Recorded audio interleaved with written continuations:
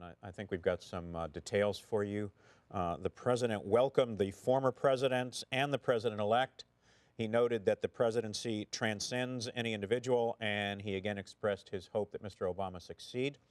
Mr. Obama thanked Mr. Bush for his warm wishes.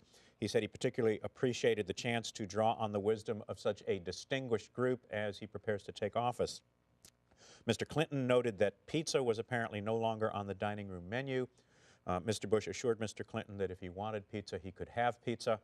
Mr. Clinton thanked Mr. Bush for his flexibility and ordered a large pepperoni and sausage. Mr. Carter reminded Mr. Clinton that Mr. Clinton is supposed to be watching his cholesterol. Mr. Clinton thanked Mr. Carter for his interest. Mr. Obama solicited ideas about ensuring a normal childhood for his two young children.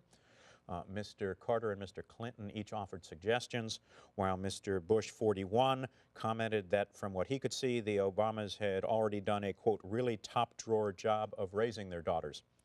Mr. Bush 43 wondered whether Mr. Bush 41's comments were some kind of slap at his own parenting abilities. Mr. Bush 41 assured Mr. Bush 43 that he meant no such thing, while Mr. Clinton said that he had been quite impressed with Mr. Bush 43's daughters, especially Jenna, Mr. Clinton said, who looks like she really knows her way around. Mr. Bush 43 suggested that he and Mr. Clinton step outside, and Mr. Carter offered to mediate any dispute, quote, before somebody does something foolish.